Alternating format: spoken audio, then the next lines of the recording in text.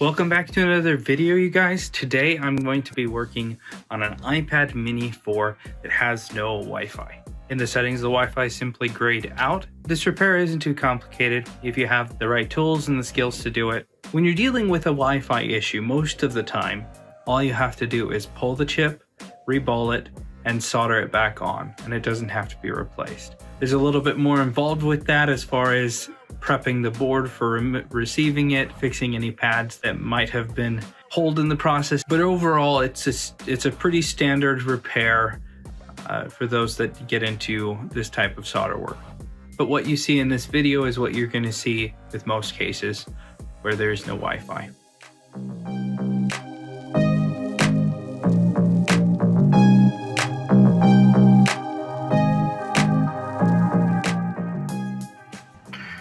Just gonna test it real quick just to make sure everything still works after prying up the screen. Wi-Fi is still grayed out. We'll wait for the backlight to shut off. There we go. Now we can disconnect the battery and disconnect the display. You can definitely tell that that is a replacement home button.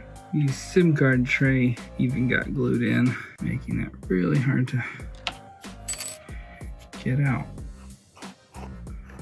Now we'll just go through the process of removing all of the screws from the motherboard and getting it out of the frame so that we can work on it. Some do this repair inside the housing, but I find that that is just a little too risky with the battery so close. The amount of heat that's going to dissipate through the frame into the battery and even just make the job harder because the heat is dissipating that much quicker out of the board when I need it to get hot in that area. I've always just taken the safe route, which is the long route, and remove the board from the frame. We'll disconnect the speakers, disconnect the antennas.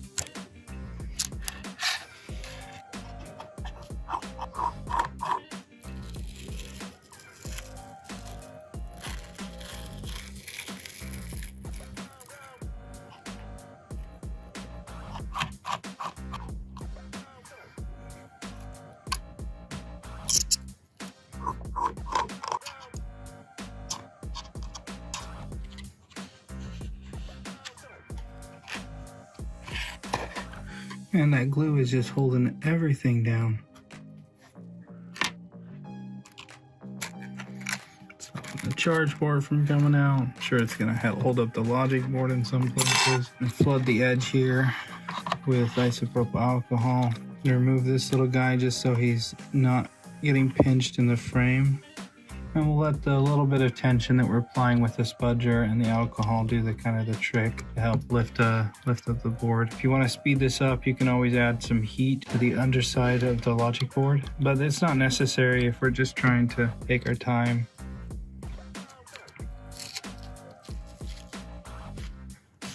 The alcohol will kind of do the trick, as you can see. We go over it, adding more as I need it. You can see some of the adhesive stays behind, kind of grabbing onto it.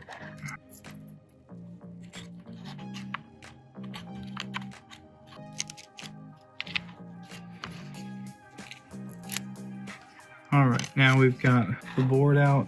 Now what I like to do is remove the sticker here, so it's just gonna melt. Now we just need to remove the Wi-Fi here. We'll want to not damage the battery connector or the display and digitizer connectors or even the SIM card tray. So we're working right around a bunch of sensitive components with plastics that melt, so we need to be careful removing this guy. We carefully slide in a tool while applying heat. I use some solder paste to kind of mix it with the factory solder to make it easier to wick away.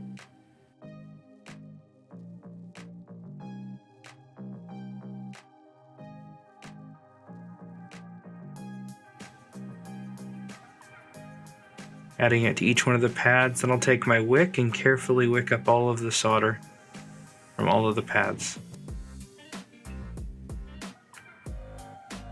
Flip the board around and do the same on the other side. Now we can clean it up and take a look at the pads that are missing. This pad right here I can tell is a no stuff pad, as there's no traces diving out of it, and these ones as well look like no stuffs as well, but this one you can see here a trace down in the middle there. I'm gonna have to fix this pad, and I don't see anything anywhere else.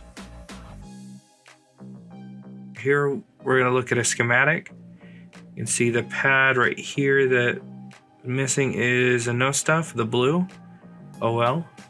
And let's go and look, and we've got these three right here also blue no stuffs. But this one right here in number 4 is important. Let's take a look at that. And if I click on it, it pulls us over to, looks like right over towards the CPU, a resistor here. So this is definitely important, and it looks like I have a test point on the back of the board here just in case I can run a jumper to that test if I need to, if I can't fix the pad itself.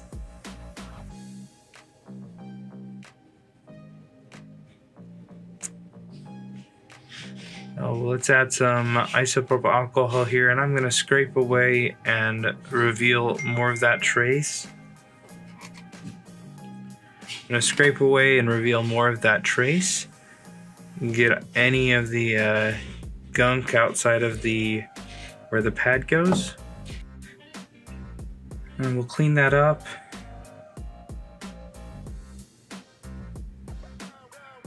Add some solder paste.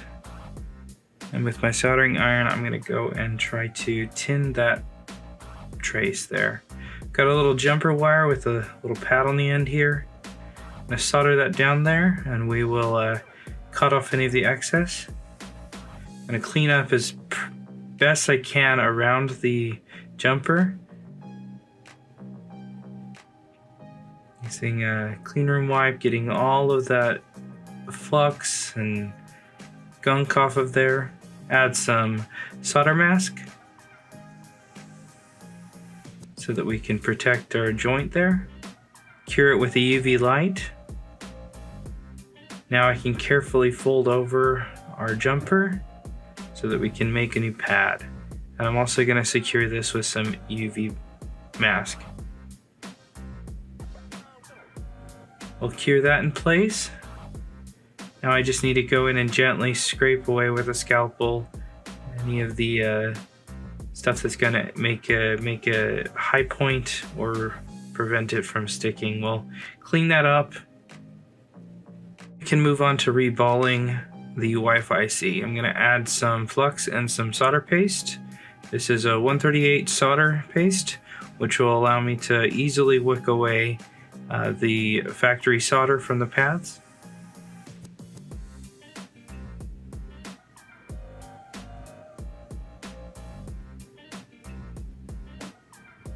Now that I've done that, I'll clean it up with some isopropyl alcohol and a clean room wipe so that I can prep it for new solder. You can see here one of the pads. This is a grounding pad, and so it still should be good. I've got my Mini 4 stencil here. Let's line it up. Get it nice and centered perfectly so that we can add some new solder and get this perfect. So here I've got my solder paste. I'm going to push that into all of the holes in the stencil. Wipe away any excess. This also absorbs some of the flux, making this process much smoother. Now I'm going to come in with some hot air. And isn't that just satisfying? With the stencil away, and I'm going to hit it again with some hot air.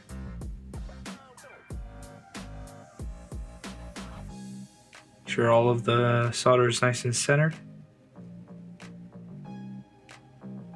Now we can just install this on the logic board itself. To help with this, I'm going to add some flux everywhere. This will protect the solder from oxidizing as the heat hits it, so that it has a better chance of hitting the board and sticking to it. I've got it aligned now with in the correct orientation. I carefully heat it up. Get a nice even heat, and you can see it kind of drops there. Add some more flux, and I'm going to come in and give it a few taps gently on the side here, right here, and a nice little tap. Boom. Do the same at the top. And a nice little flow, and we're done. All right, now we've got that soldered back on. Let's install it back inside the frame so we can check and see if it was successful or not. I've got it basically back together, minus a bracket or two. Go ahead and reconnect the digitizer and the display. Now we can connect the battery.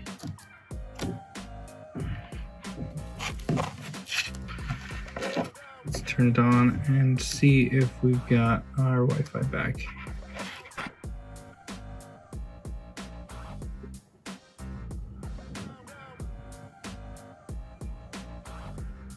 All right, let's drop it down.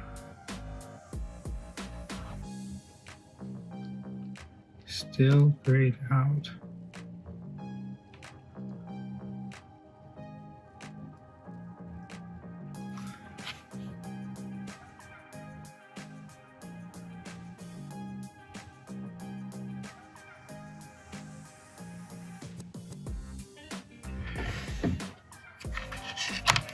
And there we go. You can see it automatically came on along with the Bluetooth. Now I've got a lot of adhesive to clean up around the border to get this back together along with those brackets. But yeah, that is a successful repair. So as you just saw, pulling the Wi-Fi IC, reballing it, and soldering it back on fixed the issue we had with the Wi-Fi. Fixing pads can be tedious and time consuming. Luckily, I only had to fix one in this case. The majority of the Wi-Fi cases will be just like this, where you just have to pull it and reball it. Techs that have access to the tools to unlock the Wi-Fi may find it simpler to simply replace the Wi-Fi IC without reballing it and unlock the Wi-Fi. A completely acceptable way to do it, and it might save you a little bit of time. Like the video if you found this to be useful. Thanks a ton for watching. We'll see you in the next video.